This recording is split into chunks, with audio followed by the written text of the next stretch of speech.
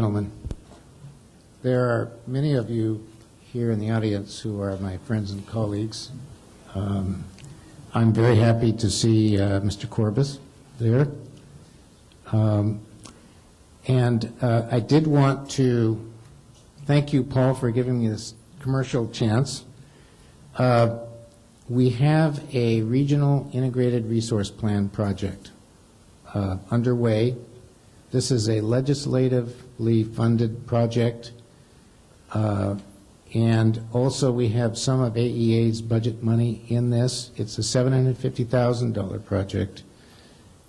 It's, you know, when you say the word plan, people's eyes start to glaze over, and it is late in the day, but we regard this as a very important meeting of the minds for all people in Southeast Alaska to identify the energy issues that exist right now in your communities and to develop hardcore strategies to respond to those issues and also to come up with the list. As many of you know, there is a bill in the legislature for carrying forward on the Susitna project. I think the state is poised to move on to some major project developments, and it would be reasonable to assume that there are the potential for state financing and potential participation in major projects here in Southeast Alaska. One important aspect of this process is to consider whether or not it's wise for us as a people to divert some of our capital in the support of public-private partnerships for the import or the export of energy out of the state. And this AK-BC initiative has been with us for the last 3 years. I saw Mr. Jim Clark here. He must have gone out for a break, but Mr. Clark and Governor Murkowski put together a team. I was one of the team from AEA to initially consider this concept of the export of energy out of the state in a manner that could benefit the people of the region. And so we are moving ahead rather fiercely on this process, and it is just, I think, a very good thing that the ACE Coalition has taken the initiative to gather people here. I've talked relatively extensively with Mr. Southland on his aspirations and hopes as the special project developer for ACE Coalition. And so my hope, sincere hope, is that from the state standpoint that I can continue in our relationships with the ACE Coalition and indeed with all the people in the region, and to consider these projects as potential very valid and helpful economic development projects that could benefit everybody in Southeast Alaska. And we are having a major town meeting on April 21st and 22nd. Currently, our venue that we are considering is Sitka, and at that town meeting, we hope to bring forth specifically the energy needs not only of the urban areas of Southeast Alaska, but also the economically distressed rural communities. You know, the energy issues and the interconnected network, crossover resistance heating, the possibility of electric cars, the unforeseen rapid development of demand, those are unique to the interconnected networks. We have other issues with the rural communities. I know that there's been plenty of discussion on that, but I did want to just express my thanks to Mr. Southland. Mr. Southland and Mr. Corbus are on the advisory group for our IRP project, and we definitely hope to have a very active town meeting approach in this regional IRP with good and strong consideration of public-private partnerships that can result in economic development for the region. And with that, Mr. Southland? This is where the conversation begins. Thank you. Thank you, sir. Thanks for coming down. Thank you, Paul. I guess they have me wired. Oops. I just came unwired. So I can put this. I don't know if I even need this or not. You want me to pin you? No. I tried to pin Meryl when we were kids, but it didn't work. Anyway, I'm sorry. I thought it was going to start at 4 o'clock, and I just got out of a meeting. I'd like to first introduce my member of my staff, Alita Buss, who is here. Alita, if you can stand. Alita is working on energy issues through my office, and you got to get up here because the group I have, number one is Bernie Carl. So Bernie, come on up here. Just steal a microphone from somebody. Actually, there are going to be more people on the panel than are in the audience. So we have Bernie Carl. Forrest Cole had to leave unexpectedly, so Forest Service will not be represented today, but we'll let Forrest know what we said. Also, Doug Bishop on the panel, Jeffrey Lay, Mackay Campbell. Is Mackay here? Oh, there you are. Okay, he was hiding. Jim Strandberg and Sam Ori, and from First Nations, Gordon Leverin. And we thank you all for being on the panel. Did I miss anyone? Bob Grip. Bob, you already made your millions off of us. You don't need to be here. Anyway, to start off on the panel, Bernie Carl, of course, from Chino Hot Springs Resort, a pioneer in geothermal energy, a real innovator, and a guy with a can-do attitude. And Bernie, we're still waiting for you to do your experiment at Juneau International Airport.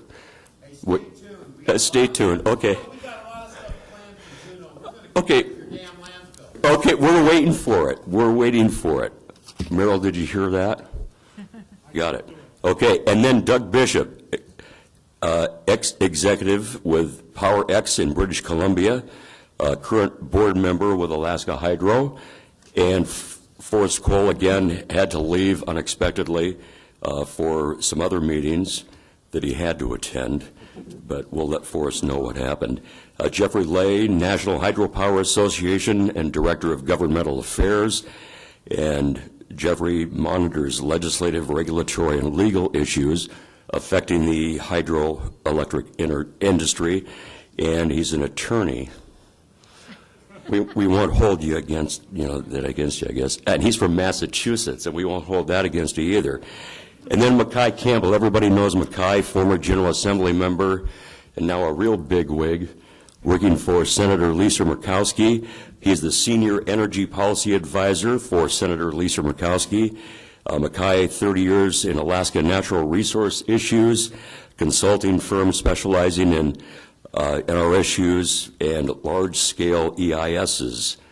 And he's the Deputy Chief of Staff, or was the Deputy Chief of Staff for Governor Walter Hickel, and was Commissioner of Fish and Game. That's when we really liked Mackay, when he was Commissioner of Fish and Game.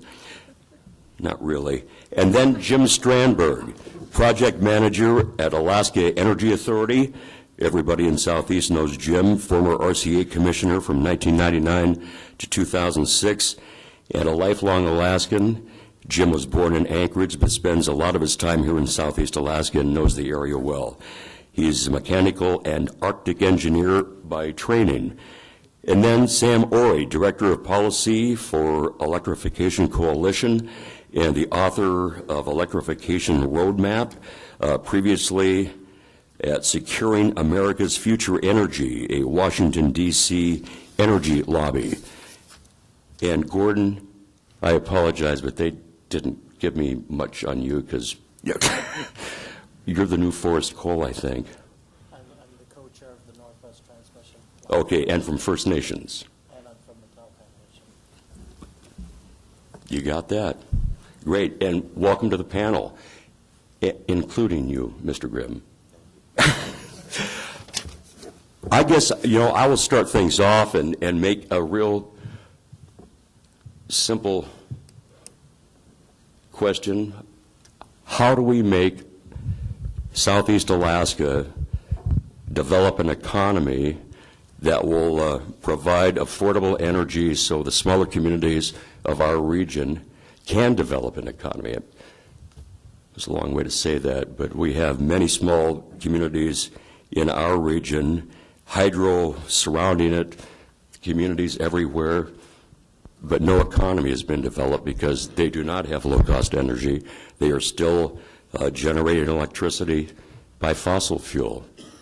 How can we get to the end run and get power to those communities without debating it year after year after year? Bernie. You guys start talking about it and start doing it. It's real simple. You guys have $12 billion over there in the fund right now. Before you piss it all away, let these people borrow that money at no interest. If you got a good power project, let them borrow the money. Let them pay every dime back. There is no free lunch. Every dime has to be paid back. The first 10 years, no interest on any of it. First 10 years, no payment. After that, every dime comes back to the state. It'll happen immediately. Mr. Grimm will jump on it like a dog on a bone. So how do you think about this issue? Is that not clear enough? I'm sorry, did someone here not get it? Thank you, Bernie. Can I have the microphone, please? No, we can hear you. We can hear you. Further discussion on that question. Jim.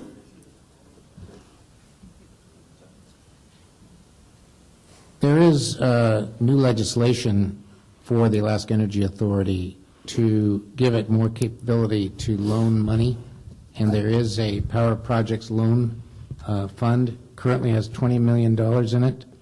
And there's another $10 million That's proposed correct. for this year. That's correct. And, I'd submit that that loan those loans are available for independent power producers. In fact, we have, and we're beginning, I think, a journey here with the Haida Energy, where there is a $9 million Power Projects loan for that project. It has significant state funding in it. I think there are financing mechanisms that we are putting together that the agency can support private power developments. And I would just say that I think the financing and the business case for any of the projects is very key. From my standpoint, I think we look for a business case, and I'm always looking for opportunities for public-private partnerships that can be developed for economic development. So what does the Alaska Energy Authority have planned for Southeast Alaska? Thank you, Senator, for that question. The Southeast IRP, I started on the discussion on that. There's really three takeaways on that. The first is these issues identification. The second one is to update and develop a rational transmission intertie plan for Southeast. And it's basically an update of the existing Southeast intertie plan. And the third part I'm calling the list. Understanding that, as Bernie says, there's $12 billion on the table. There are those who want to build a gas line. There are those who want to build a large hydro in South Central. I think this plan is designed to develop the list for Southeast. So there is a list of capital projects which I would submit should be based on provision of affordable power throughout the region, as well as economic development.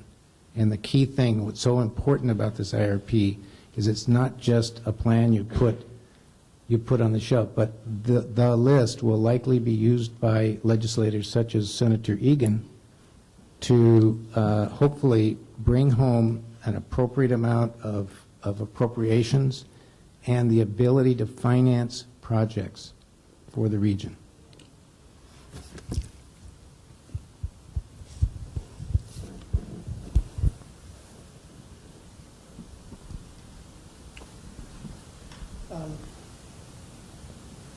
On the bottom, I think.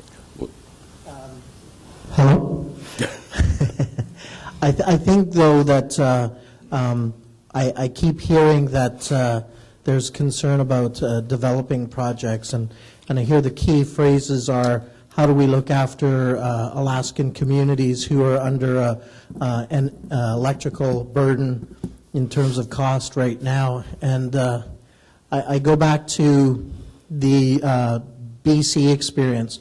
On the Northwest Transmission Line, we didn't get an independent power project underway until we had a fair degree of certainty that there was going to be a way to transmit that power to the provincial grid. And I think really from the Alaskan experience, if you want to create Southeast Alaska's economy and build your energy projects and ensure their success, you need to first give them certainty of a way to transport that energy down to the lower 48s in terms of a market. Only having that transmission line or the intertie built will, in my view, help you raise the necessary capital and the necessary certainty to develop your independent power projects. You cannot have, in my view, an independent power project that's going to service Southeast Alaska if you have no way for your power project boards to ensure long-term certainty in terms of exporting that power to the lower 48s. So I think the question is, it's like the cart before the horse. You need to develop that intertie. That intertie will then open up, in my view, the economy for Southeast Alaska, and it'll develop the certainty that independent power projects are looking for them to step up to the plate to help your own residents. Further comments on what Gordon or Jim talked about? Well, I'll take it one step further. So we want to develop this project, and this year in the governor's budget there is $65.7 million in his budget to do design and more exploration on the Susitna Dam. How does a region with very small representation compared to Southeast versus the rail belt versus other regions of the state, how do we counter what is done in that area versus what's being done in Southeast Alaska? And granted, the governor did put $10 million for Southeast Alaska Hydro in his budget request, but still, we can export power to Anchorage and Fairbanks, and wouldn't really have to worry about Susitna. Sorry, I didn't say that.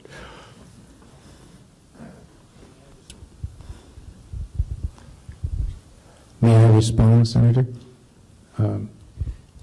I can only speak from the agency standpoint, and I'm an engineer by trade, but I only do that about 20% of the time. The rest of the time, I'm a minister and a counselor.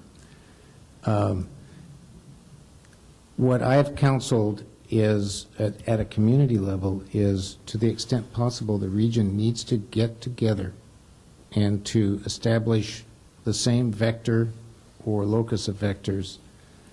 And I think the list is very important, that there is a timed arrangement of capital improvements projects which everybody agrees to. And the advantage of the Southeast IRP is this is a state-sponsored study. And if you can come up with this sort of a list, and we have a public process, and we're engaged in facilitating and helping the region come up with the same vector. That sort of a list, under the umbrella of a state-sponsored study, your legislators can make use of that and go do battle and basically bring the money home. For all regions. For all Correct. regions, yes. And I'm probably speaking well above my pay grade, but that's the honest truth here in my mind about, in particular, it's how an agency can help a region is by providing neutral ground to get people from all different persuasions to sit down at the table and identify a plan of action that takes care of everybody in the region. And we do have the authority to do that now through legislation that was created last year and signed into law by the governor, saying that this issue comes to fruition in the state of Alaska. The next step is the federal level. Mackay, what happens when it gets to Washington, D.C.? Do you have any crystal ball?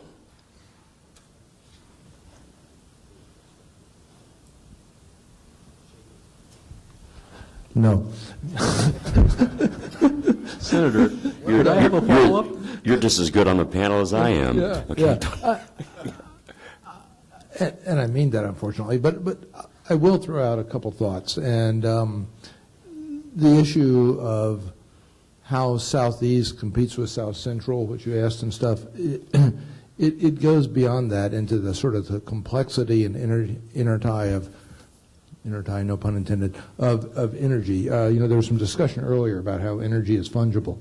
South Central right now is, right on the edge of hitting, with the weather right and the conditions right, some major brownouts. And when and if that happens, it will not be politically acceptable or tolerable. And something will happen. We don't know what, but there will be something. So right now, there's certainly the big push about Susitna. There's the question of, does Cook Inlet have gas or not? We got a lot of people saying no. At the same time, I got independents in my office last week who are spending many, many millions of dollars trying to get rigs up there and claim they have huge reserves of gas up there if they can just get their Jones Act waiver and their jackup rig up there, which we're working on. I don't know which of those is accurate. This also ties into the whole gas line question,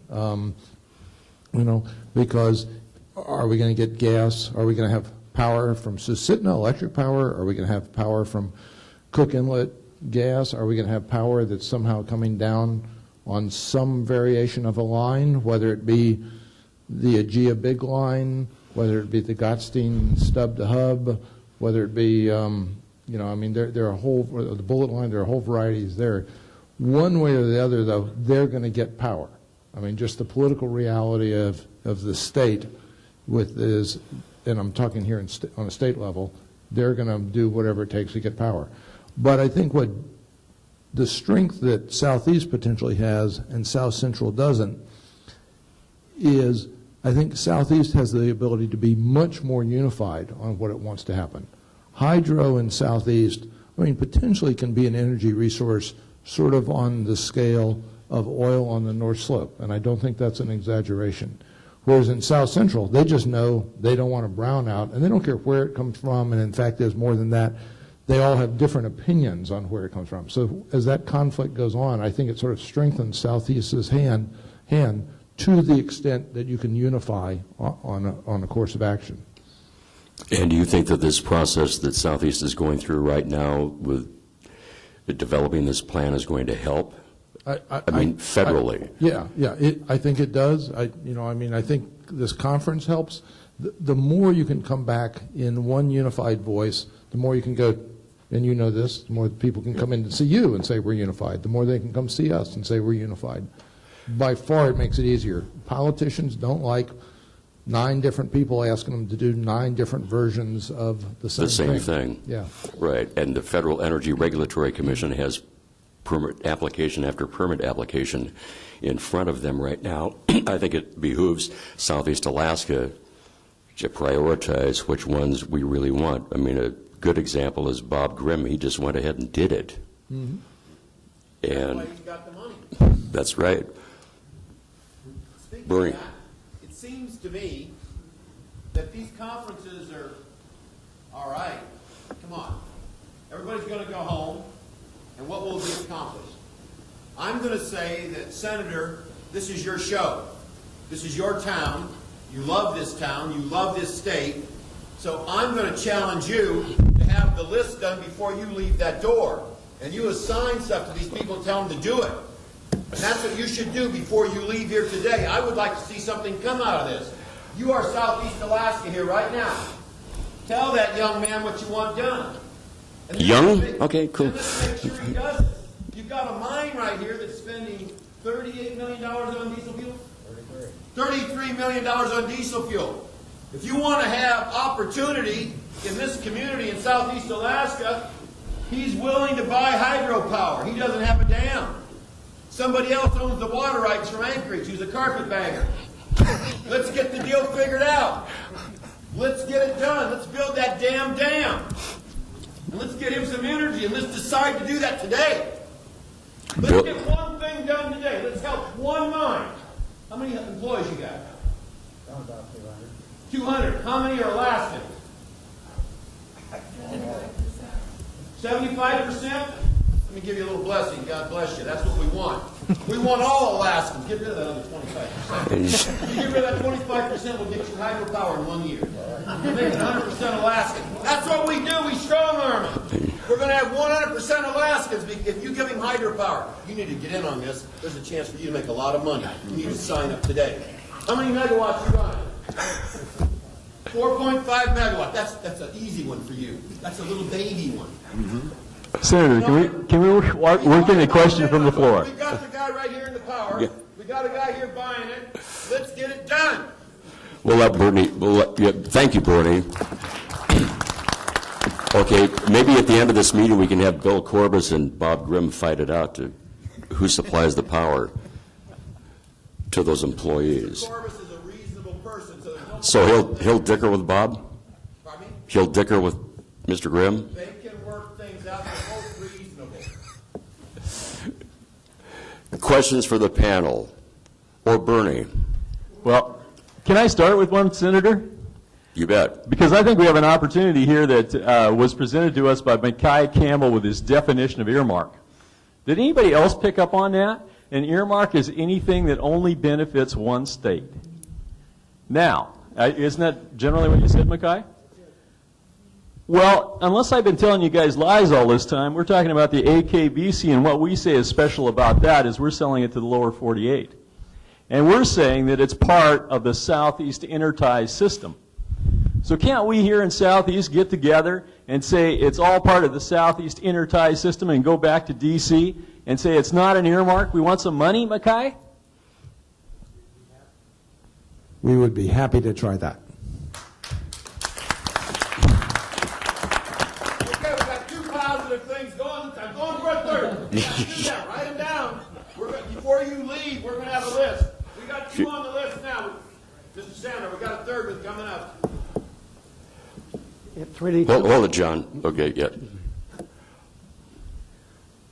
it's unfortunate that all the panelists that are here wasn't here when Forrest Cole presented his presentation.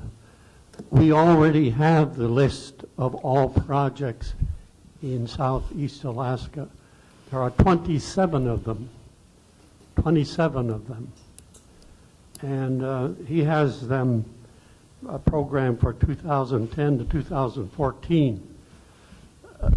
Gordon, in his presentation, reiterated really the wonderful thing that the Canadian government and the British Columbia provincial government did in unifying the First Nations, the mining industry, the governments, to get as a vision the construction of an electrified highway 37 up to central British Columbia, and by the year 2014, have that electrified highway in place. And at the point at which they end, it's only 35 miles from the Southeast Alaska border. So it seems to me, and at the chamber lunch today, I asked the governor. The governor's already, of course, committed to having an intertie.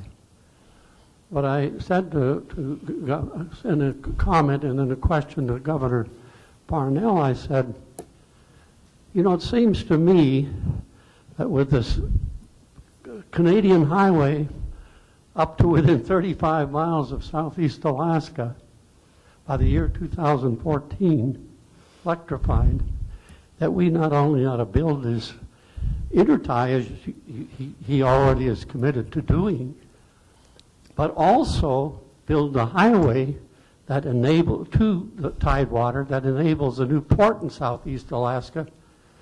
And I said, Governor, it's my opinion that we ought to be able to be unified in achieving all of this by the end of this decade.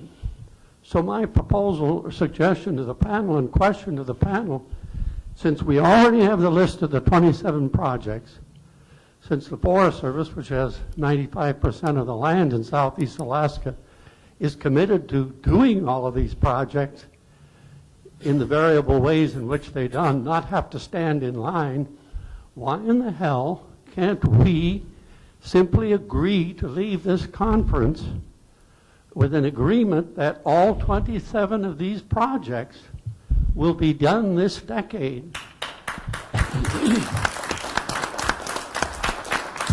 And also commit ourselves to doing the intertie, and also by the end of this decade have the highway and electrified power along with it from BC to Tyee and Tidewater.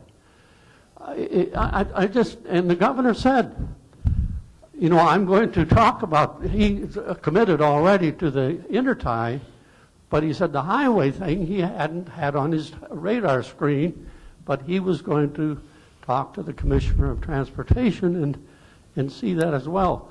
You know, Merrill Sanford did an extraordinary job of laying out a challenge at the beginning of this meeting on what it's going to take to turn this economy, population decline of 14% actually by 2034, even if the state is increasing by 40%. And I'd like to conclude this conference by really a show of unity that, one, all of these 27 projects in Southeast Alaska already identified, the administrator of the Forest Service is wanting to get these done, and without having to stand in line, try to get all of them done by the end of this decade, but as soon as possible, and at the same time work to get an intertie electric system as well as an intertie highway system into Southeast Alaska. What do you say, panel?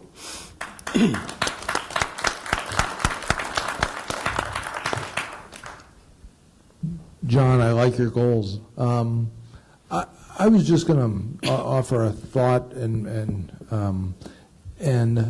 that is, it's really sort of sad on a nationwide basis. I'm going to bring this back to Southeast, but on a nationwide basis, how absolutely opposed the environmental community is against hydropower. And I'm not going to be the person up here to say every site everywhere is suitable. As Commissioner of Fish and Game, I will tell you frankly, I fought a lot with the folks in Washington State who had crummy fish ladders and chewed up a lot of their salmon smolt in their turbines, and then didn't want us to catch any salmon up here because a couple of theirs were mixed in. Every site is not right. But somehow, the environmental community has gone, and the fact that some sites may not be environmentally right, they've gone to take that to be against all hydropower. And I think to make hydro and Southeast work, one of the things that you have to do is both choose the sites appropriately, because we got a ton of good sites that have almost no adverse environmental impact, and produce about as green a power as it is possible to produce. And we need to challenge the environmental groups to get on board with this as part of the project. And one of the reasons this is so important is because this then translates back and affects national opposition or support, but it also, frankly, affects tremendously what the Forest Service does.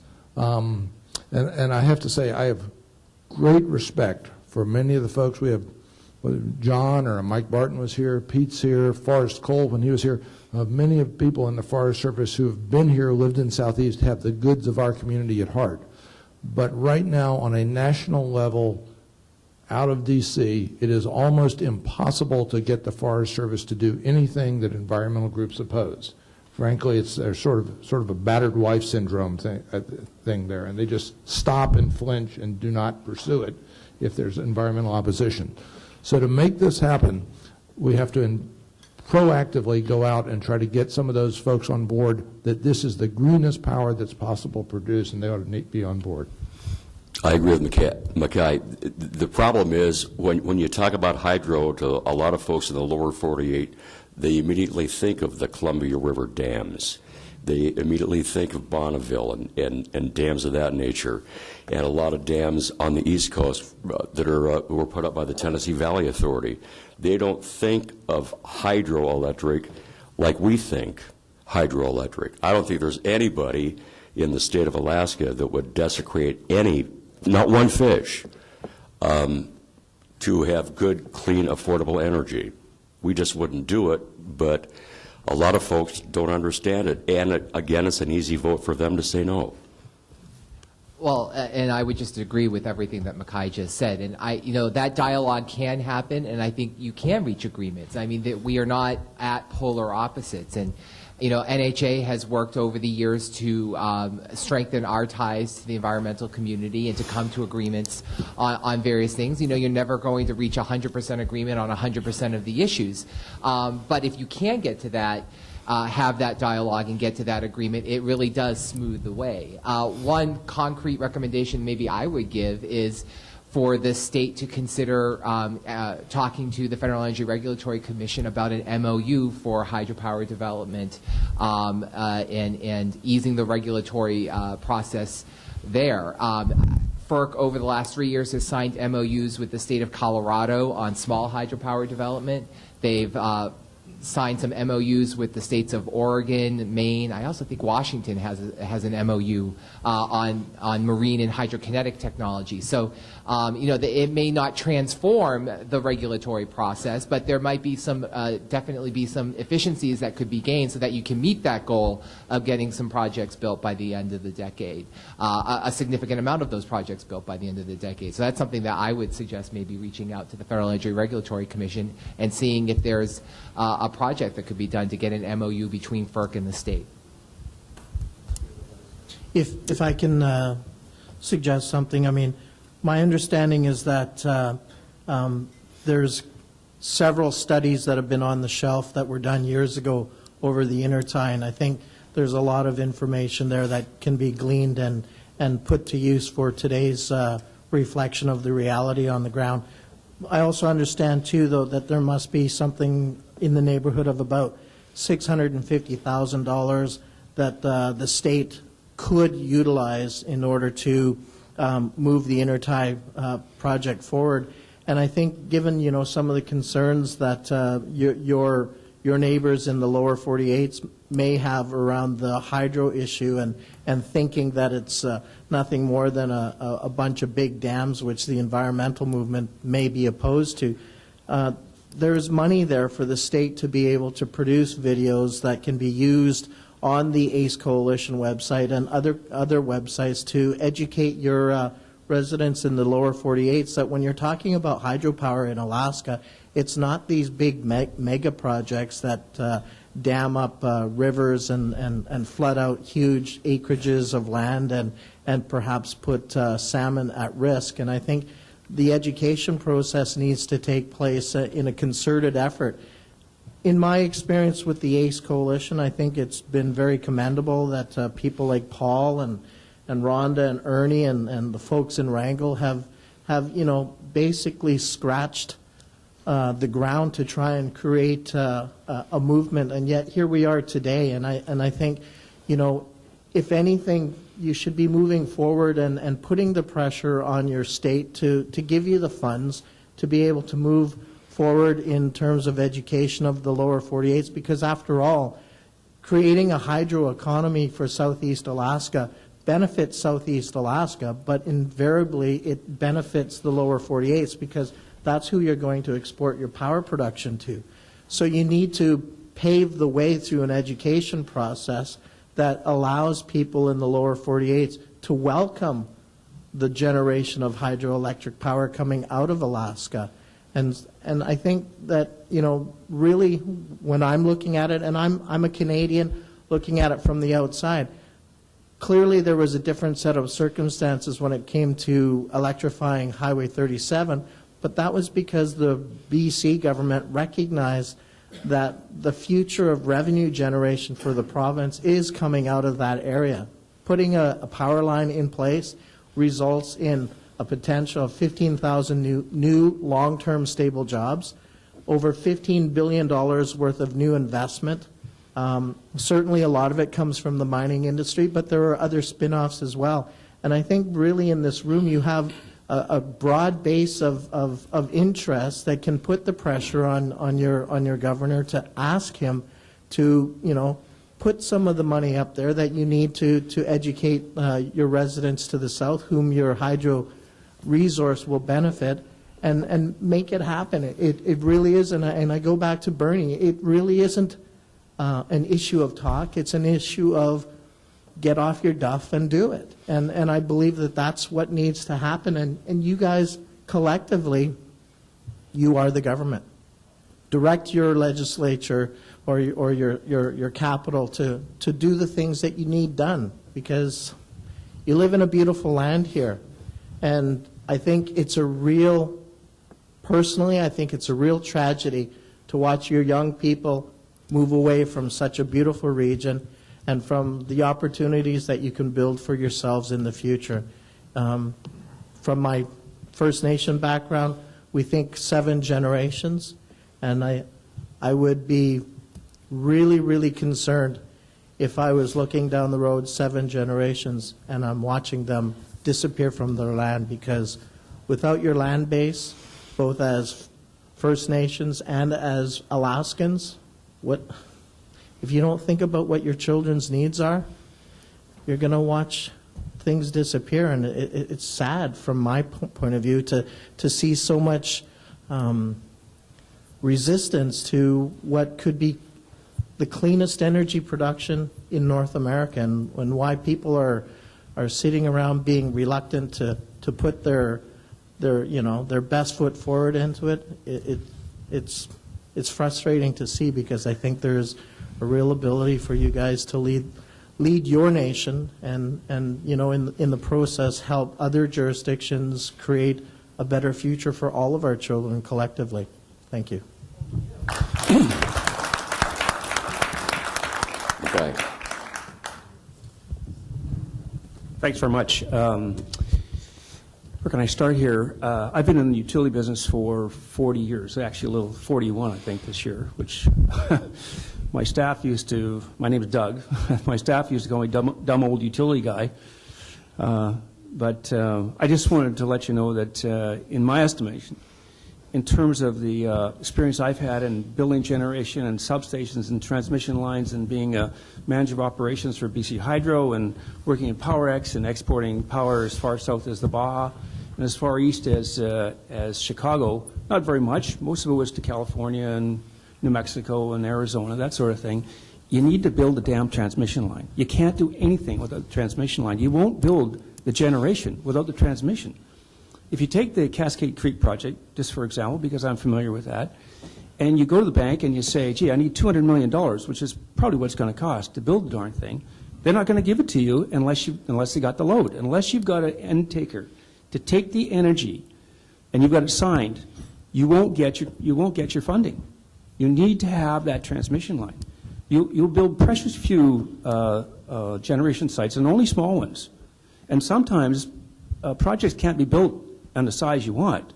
They have to be built economically. The 70-megawatt project at Cascade Creek probably won't fly at 60. It's got to be 70. And it can't be 75. It's got to be 70. And that's what you got to think about. Don't plan anymore. Don't plan on whether you need it, the transmission line. Plan on how you're going to build it, maybe. Plan on how you're going to get the funding. Put pressure on your governments. But you should, I think, make a resolution that says, we leave here today, we're in here saying we need and we are committed to building a transmission line so we can have a link to the lower 48. That's what you need. And when you build it, you're going to start importing energy right off the bat. Because somebody, some smart guy here in Southeast Alaska will come along and say, holy smokes, I can buy energy from Seattle for X. And somebody else here is charging me more. Or you'll buy it from Calgary. And don't worry, electrons have no nationality. They don't know where they're going. There's national issues or nationalistic issues on both sides of the border. Canadians feel that way, and understandably people in Southeast Alaska feel that way. And you may get a great deal of pleasure saying, okay, our first deal we sold the Seattle City Light, just for example, or Tacoma or wherever. And that's great, okay? But what you don't know is Seattle turns around and the generation they thought they didn't have, they find out they do have because something is coming back faster than what they thought. And so they turn around because the market has gone up. They turn around and sell it to Portland General Electric. And Portland takes it because Portland always is taking energy. But what nobody knows, the generator in Alaska doesn't know it, and Seattle City Light doesn't know it, is Portland has a big deficit in terms of dollars that they owe TransAlta in Calgary. And what they do is they direct their dispatchers to send that energy to Calgary. So the energy you thought was going to Seattle is now going to Calgary. And it's flipped over 2 or 3 times. It's a free market system. That's the way it's supposed to be. It's supposed to have no encumbrances. FERC demands that. They demand reciprocity. They demand that there's reciprocity provided in British Columbia. That's part and parcel of PowerX having their license in the States. So don't worry about where it's going. It's going out there. It doesn't know nationality. Build your transmission line, and you'll get the rest of it. Don't build a transmission line, and you're going to be stuck here. You'll be talking 10 years from now about all this stuff. You got to get on with it. And you know what? You have a window of opportunity. It's this big. Okay, thanks, Doug. Did you want to say something, Mackay? Jim? I'm sorry, I didn't mean to monopolize. The opportunity window was going like this, right? Last year was here, now it's here.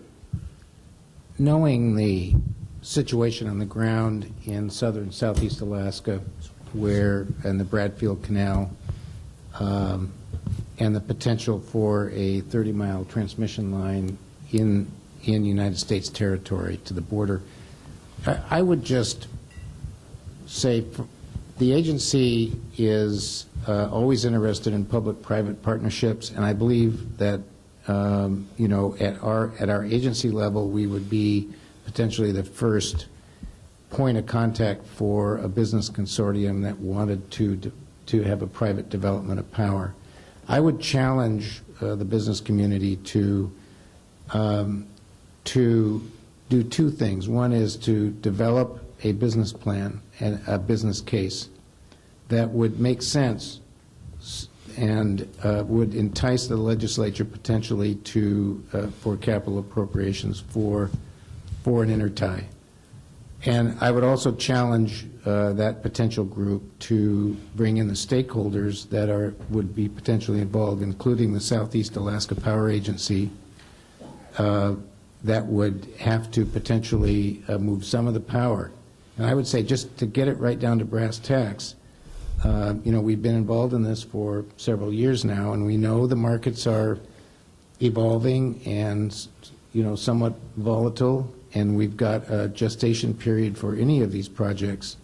But I would just say, I think that we need to get it down to a business case that comes out of the private sector, and to put that on the table with the agency. And, we would afford as much assistance as we can to try to move this forward. But I would also challenge that group to demonstrate the public benefit from that, and hopefully within the Southeast IRP, how it fits into the entire puzzle for the provision of affordable energy for all of Southeast Alaska. And I would say our agency is very interested in hearing from business groups that feel they have a business case, and we would assist them as we can. Great, thanks, Jim. Bob, do you have a comment on that? I was just commenting that that's... You got to turn the mic on. It's a little... I was just commenting that... is that better? I was just commenting that that's what occurred on the Canadian side as far as a public-private partnership is between the federal government, the provincial government, the coalition, and the mines. First Nations is what occurred. It sounds like a fairly good suggestion. Senator and members of the panel, I have a question. Right back here. Oh, way back. Yeah, okay. Thanks. Jeremy Maxan with Mayor of the City and Borough Wrangell. I'm also a SEPA, Southeast Alaska Power Agency board member. First, I think one thing that would really help create, and this is an off-the-cuff remark, but I think one thing that would really help create a market and make environmentalists happy would be to offer to the state of Washington to blow out a lot of the Bonneville Power Authority dams and restore the billion-dollar fish industry for that state, strengthen our fish stock, and create a market for our hydropower. I know that would make a lot of people in the state of Washington happy.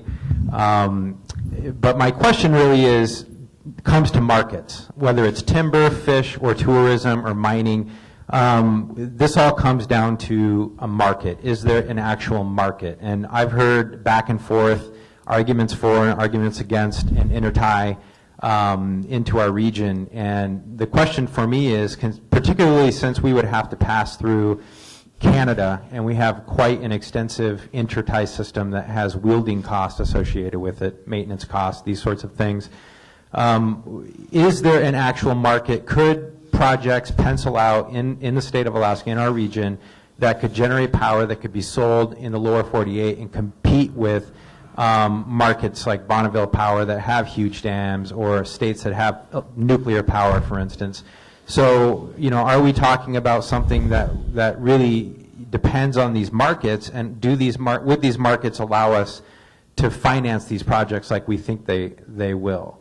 Because at the end of the day, that's what it's really all about. Can we actually competitively sell power to the lower 48? And I think Mr. Strandberg is correct. I was just mentioning to Ernie that we don't need another feasibility study. We need a business plan. We need somebody, and I would ask Mr. Strandberg and Senator Egan to allow Southeast Alaska, whoever it is, to use some of the money that had been previously appropriated for feasibility studies on the intertie, on the AK-BC Intertie, to appropriate or reappropriate some of that money to do a business plan, to look at the markets, and to give some solid answer whether or not, if we built hydroelectric projects and transmission lines, could we actually sell that power competitively and pay back the loans that it would take to build those projects? Because $20 million a year in AEA funding is not enough when you're talking about $150 million hydro projects or $30 million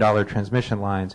That's not enough money. What we need is to potentially open up that market so that every single hydro project can sell 100% of the power on day one and finance and sell the power and pay for it. So I guess my question is, are there markets? And two, if a business plan was developed and it was put in front of Senator Murkowski, for instance, would Senator Murkowski look at that business plan and say, you know what, we don't need $350 million for the Southeast Alaska Intertie, we just need $50 million to get a line built to Canada, and the rest of it will pencil out because people will line up to finance those projects because, quite frankly, they make financial sense, and we know we can sell the power.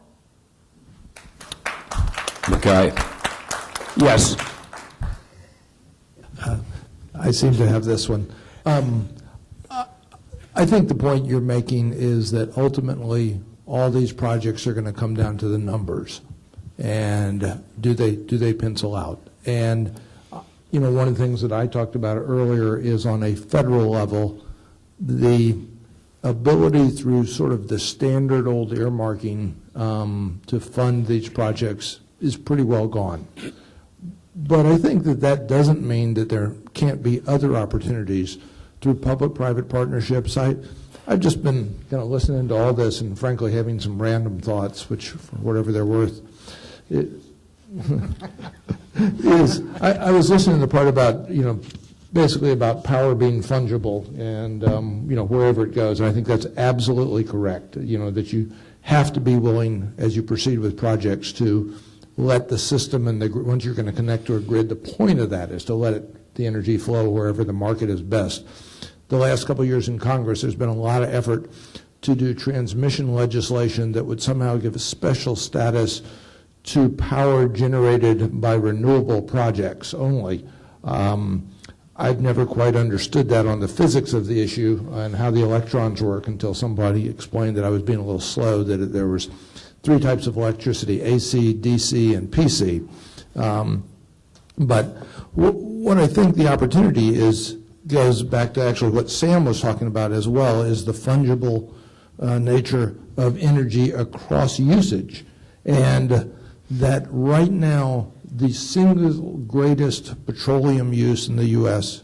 are vehicles, without any doubt. And that if we, down the road, can make some kind of a shift to electric vehicles, then all of a sudden you're opening up tremendous opportunities for energy, for clean energy, and whether that be hydro or solar or nuclear or just, you know, gas cycle generation.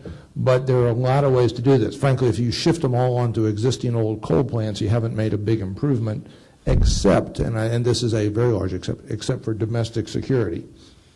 So I think there's an opportunity to try to put this together, to try to sell it nationwide on a basis that not only is it good for Southeast, that it's important, but that it is important for our nation in terms of energy security, that it's important for our nation in terms of the environment. One of the things I really appreciated what you were saying about getting what worked in Canada about getting the First Nations involved. I know in Alaska, in Washington, it is always interesting to watch the environmental groups be intensely uncomfortable when they wind up having to confront Native Americans who are behind a project. And I think we need to get all residents of Southeast Alaska unified in this. And the last thing I just offer about this is it's a little bit of a delicate balance I think it's very appropriate to sell this as an alternative to oil. I think that's a great strength, but the delicate balance is to do that without trying to demonize oil. We have a mantra in the committee, I probably say about 4 times a day, and we talk about that Senator Murkowski absolutely believes that as a percentage of our total energy makeup, we should be using less and less oil on as steep a decline as we can make that. But under anybody's rosiest scenario, we're using about 20 million barrels a day right now. Under anybody's rosiest scenario, we're going to need a lot of oil for a long time. And for the sake of our nation's economy, for the sake of our national security, and I absolutely believe for the sake of the world's environment, the more of that we produce domestically as opposed to import, the better. But what we have proposed back to the administration, when they've come out with this CES in the State of the Union, you may have heard the president give this line about we're going to increase the oil company taxes and we're going to use that money to get R&D for, energy R&D and promote renewables and batteries and all of that. And at least when I'm talking to the White House staff, I said, look, you guys have been trying to push increased oil taxes for 2 years. It has not gone anywhere. You have a substantially less friendly Congress to that idea. It isn't going to go anywhere. But if you want to instead get behind increased oil production and then take the money from that increased oil production and use it to promote all kinds of renewable energy, and I absolutely would include hydro in that, then we could be 100% with you. And so I think there's a delicate balance there. And 2, we are talking about a way to help fund the electrification and a switch away from oil. And let me just add, by the way, that, look, as in the work that we do and the work that a lot of the people who work with the Electrification Coalition did before we worked there, I couldn't agree more that, I showed that chart during my presentation documenting sort of the trade deficit and the impact that petroleum imports have on the trade deficit. And there's two ways you can attack that problem. One is through reduction in reduction in consumption, and the other is through increased domestic production. And in fact, we hear a lot about how the U.S. doesn't have oil and gas reserves or oil reserves.